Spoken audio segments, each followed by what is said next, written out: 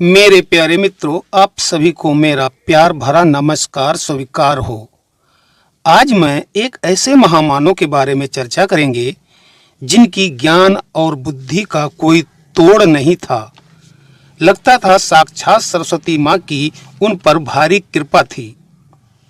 वह कोई और नहीं बल्कि वह महापुरुष गडरिया जात के महाकवि कालिदास थे, जिनकी ज्ञान और बुद्धि का डंका पूरे आर्यावर्त में बज रहा था।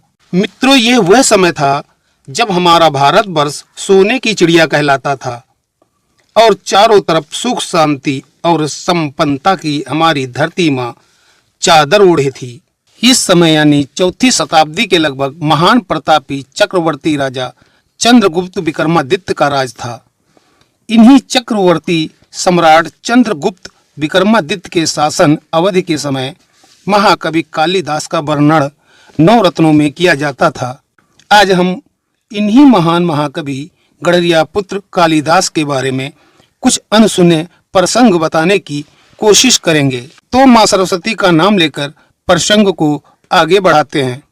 आप सभी को मित्रों यह तो पता ही है कि मध्य एवं दक्षिण भारत में गडरिया जात के कुरबा या कुरम्बा वंश के लोगों ने पल्लव वंश की नींव रखी थी। पल्लव वंश के शासकों ने अपने अपने शासनकाल के दौरान दक्षिण भारत में अनेक विराट मंदिरों का निर्माण करके सनातन धर्म को बढ़ावा दिया था। इस गडरिया जात के पल्लव वंश ने लगभग 600 वर्ष शासन किया था, जिसमें इन्होंने अपने शासनकाल के दौरान कई शिव मंदिर बनवाए थे। यह पल्लव वंश शिव जी को अपना इष्ट देव मानते थे और उन्हें पशुपतिनाथ कहकर संबोधित किया करते थे। लेकिन कहते हैं कि कोई कितना भी अच्छा या बुरा हो, उसका अंत एक दिन जरूर आता है। पल्लव वंश का भी धीरे धीरे अंत होना शुरू हो गया और इसी पल्लव वंश से कई छोटे छोटे राजवंश बन गए और आपस में लड़ते झगड़ते रहते थे। लेकिन समय ने करवट बदली। जो गडरिया जात के कमजोर राजशाही परिवार से थे, जो लगभग लुप्त प्राय हो रहे थे और गुप्त रूप से बिना लड़े झगड़े रह रहे थे, उन्हीं लोगों में से एक ने छोटे छोटे राजशाही परिवारों को जोड़कर गुप्त वंश की नींव रखी। जिसने गुप्त वंश की नींव रखी, उनका नाम श्री गुप्त था। अब इसी गुप्त वंश के 4-5 पीढ़ियों के बाद राजा विक्रमादित्य हुए और इन्हीं राजा विक्रमादित्य के मुख्य 9 दरबारियों में एक दरबारी महाकवि कालिदास थे।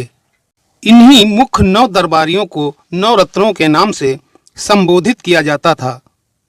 अब इन्हीं गडरिया पुत्र महाकवि कालिदास के कुछ अनसुने प्रसंगों के बारे में बात करेंगे। राजा विक्रमादित्य तो चक्रवर्ती सम्राट थे, लेकिन अपना राजकाज चलाने के लिए कई छोटे बड़े राजाओं को कुछ राज्य सौंप रखे थे। इन्हीं राजाओं में एक शारदानंद राजा थे। उनकी एक पुत्री थी जिसका नाम विद्योत्मा था। वह एक विदुषी महिला थी जो ज्ञानी होने के साथ साथ वीर भी थी। कोई भी ज्ञानी पंडित उनसे शस्त्रार्थ नहीं कर पाता था।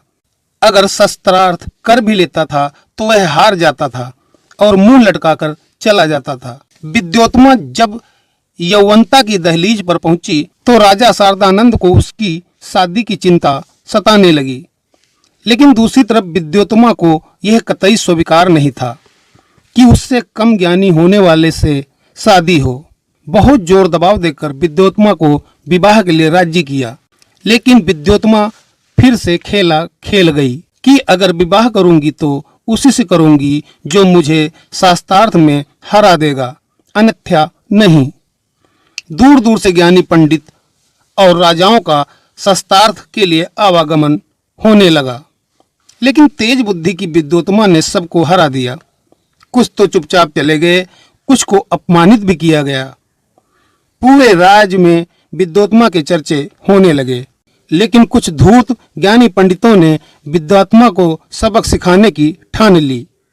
एक दिन की बात है, कुछ धूर्त ज्ञानी पंडित शास्त्रार्थ से हार कर जंगल के रास्ते लौट रहे थे तो उन्होंने देखा भेड़ों का झुंड चर रहा था और एक गडरिया बालक एक पेड़ की डाल पर बैठकर डाल काट रहा था। उन धूर्त ज्ञानी पंडितों को बड़ा आश्चर्य हुआ कि जिस डाल पर गडरिया बालक बैठा है उसी डाल को काट रहा है। नजदीक जाकर उन धूर्त ज्ञानी पंडितों ने पूछा कि डाल क्यों काट रहे हो? तो उस गडरिया बालक ने जवाब दिया कि अपने मुनकुआ को खिलाने के लिए। तो उन पंडितों ने कहा, यह मुनकुआ क्या है? तो उसने भेड़ के बच्चे की तरफ इशारा किया कि यही मेरा मुनकुआ है, क्योंकि वह गडरिया बालक अपने मेमने को मुनकुआ कहकर बुलाता था। वह धूर्त ज्ञानी पंडित हंसने लगे और मन में सोचने लगे कि बड़ा मूर्ख है। लेकिन तभी याद आया, क्यों ना उस घमंडी विद्योत्मा से छल द्वारा शास्त्रार्थ कराया जाए और इस मूर्ख गडरिया बालक को आगे कर उसका घमंड या खिल्ली उड़ाई जाए। तो उन धूर्त ज्ञानी पंडितों ने उस गडरिया बालक को पेड़ से नीचे उतरने को कहा और उसे समझाया कि अगर तुम हमारे साथ चलो तो तुम्हारे मुनकुआ और सभी भेड़ों के लिए चारा पर्याप्त मात्रा में मिल सकता है और पेड़ पर चढ़ना भी नहीं पड़ेगा। गडरिया बालक सहज स्वभाव होने के नाते उन धूर्त पंडितों की बात मान गया और साथ चलने को राजी हो गया। पास में ही गांव था। वह अपनी भेड़ों को गांव में जाकर बाड़ में छोड़ आया और उन धूर्त पंडितों के साथ चल पड़ा। रास्ते भर धूर्त पंडित ये कहकर समझाते रहे कि तुम्हें कुछ बोलना नहीं है, केवल इशारों में ही जवाब देना है। गडरिया बालक सहज स्वभाव का था ही, इशारों में ही हाँ और ना कहने लगा। 2-3 दिन के उपरांत गडरिया बालक को अच्छे वस्त्र पहनाकर शारदानंद राजा के दरबार ले जाया गया और कहा कि यह पंडित बालक बहुत ज्ञानी है और आपकी पुत्री विद्योत्मा से शास्त्रार्थ करना चाहता है, लेकिन शर्त यही है कि यह मौन व्रत धारण किए है, केवल इशारों में ही शास्त्रार्थ होगा। राजा शारदानंद ने कहा, यह कैसे हो सकता है? लेकिन तभी उनकी पुत्री विद्योत्मा आ गई और उन धूर्त ज्ञानी पंडितों की चाल समझ गई कि मेरा मजाक उड़ाया जाएगा अगर शास्त्रार्थ नहीं करूंगी। विद्योत्मा ने तुरंत शर्त स्वीकार कर ली। राज दरबार लग गया, मंच तैयार हो गया। आमने सामने गडरिया बालक और विद्योत्मा शास्त्रार्थ के लिए बैठ गए। प्रश्नों का दौर इशारों में शुरू हो गया। विद्योत्मा ने इशारों में एक उंगली उठाई तो गडरिया बालक ने समझा यह औरत मेरी एक आंख फोड़ना चाहती है, तो उसने 2 उंगली उठाई कि मैं तुम्हारी दोनों आंख फोड़ दूंगा। दोबारा विद्योत्मा राजकुमारी ने 5 उंगलियों का पंजा दिखाया। इसके जवाब में गडरिया बालक ने पंजों की मुट्ठी बांध कर दिखाया, क्योंकि गडरिया बालक ने यह समझा कि हमें तमाचा मारने को कह रही है, तो उसने मुट्ठी बांधकर घूंसा मारने को कहा। राजकुमारी विद्योत्मा को कुछ समझ में नहीं आया और शास्त्रार्थ के दौरान ही उन धूर्त पंडितों से पूछ बैठी, यह सब क्या है? तो धूर्त पंडितों ने कहा, आपके प्रश्नों का उत्तर। विद्योत्मा ने कहा, यह कैसा उत्तर है? मैंने तो एक उंगली उठाकर यह कहा था कि ईश्वर एक है, तो इसने 2 उंगली क्यों उठाई? तो धूर्त पंडितों ने बड़ी चतुराई से विद्योत्मा को समझाया, ईश्वर एक नहीं, ईश्वर के 2 रूप हैं, नर रूप और नारी रूप में। राजकुमारी विद्योत्मा को यह बात सही लगी। बात तो ठीक ही है। फिर दोबारा विद्योत्मा ने कहा, हमने जब 5 उंगली उठाई तो उसने अपनी मुट्ठी क्यों दिखाई? धूर्त पंडितों ने पूछा, तुम्हारे 5 उंगलियां उठाने का क्या मतलब है? तब राजकुमारी विद्योत्मा ने कहा कि संसार में केवल 5 तत्व हैं, क्षिति, जल, पावक, गगन और समीर। तब धूर्त पंडितों ने बड़ी चतुराई से समझाया उस मुट्ठी का राज और कहा कि 5 तत्व इकट्ठा होकर ही संसार का निर्माण संभव है और इस शरीर का भी। राजकुमारी विद्योत्मा यह बात भी मान गई। अब बारी आई उन धूर्त ब्राह्मणों की और कहने लगे कि 2 प्रश्नों से ज्यादा हमारे बालक ब्राह्मण उत्तर नहीं देंगे, क्योंकि उन्होंने मौन व्रत धारण किया हुआ है और राजकुमारी जी आप शास्त्रार्थ में हार गई हैं। अब शर्त के अनुसार आपको हमारे बालक ब्राह्मण से शादी करनी पड़ेगी। विद्योत्मा को लगा बात तो सही है और विवाह के लिए राजी हो गई। राजा ने धूमधाम से गडरिया बालक और विद्योत्मा की शादी करवा दी। कुछ दिन ही बीते थे कि गडरिया बालक को अपनी भेड़ों की चिंता सताने लगी और रह रहकर भेड़ के मेमने को याद कर रहा था, जिसे वह प्यार से मुनकुआ कहता था। एक दिन की बात है, रात में गडरिया बालक राजकुमारी विद्योत्तमा के पास लेटा हुआ था। भेड़ों की चिंता करते करते गहरी नींद में सो गया और वह नींद में ही मुनकुआ मुनकुआ चिल्लाने लगा। राजकुमारी विद्योत्तमा नींद से जागी और अपने पति को जगाया और कहा, तुम क्या नींद में मुनकुआ मुनकुआ बड़बड़ा रहे थे, और यह मुनकुआ है क्या चीज? कालिदास तो सहज स्वभाव के थे ही। उन्होंने सारी बात सच सच बता दी कि कैसे वह भेड़ों को जंगल में चरा रहा था, कैसे पंडित उन्हें आपके पास लाए, लेकिन पंडित जन तो चले गए, अब मेरा और मेरी भेड़ों का क्या होगा? इतना सुनते ही राजकुमारी विद्योत्तमा ने अपना माथा पीट लिया और समझ गई कि उन धूर्त पंडितों ने उसके साथ छल किया है और उन धूर्त पंडितों ने एक मूर्ख गडरिया के साथ शादी करा दी। लेकिन अब क्या हो सकता है?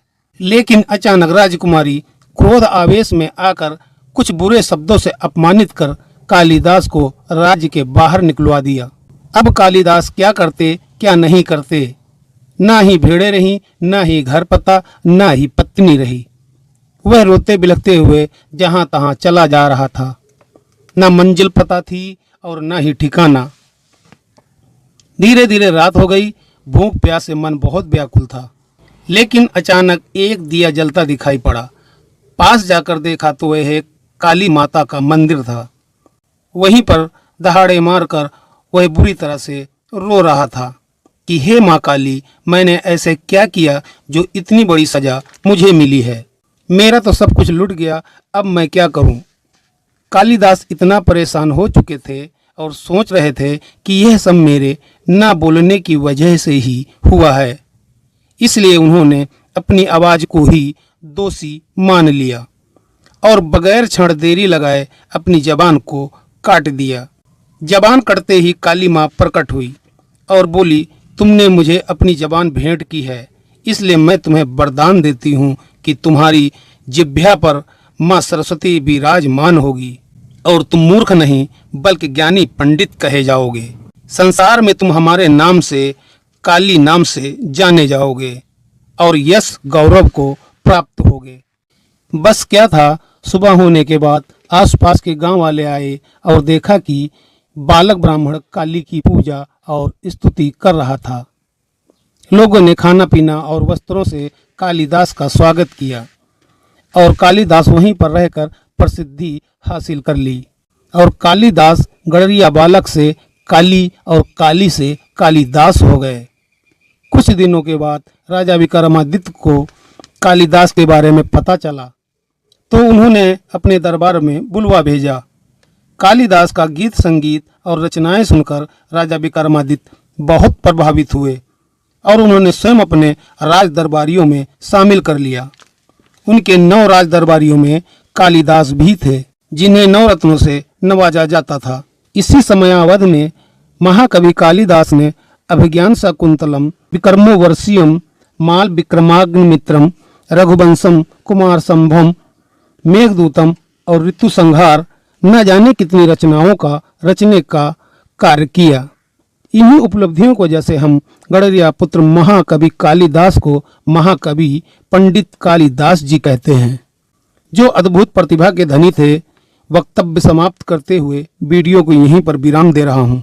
वीडियो अच्छी लगी हो तो लाइक, शेयर और सब्सक्राइब जरूर करें और कमेंट्स करके यह बताएं कि वीडियो कैसी लगी।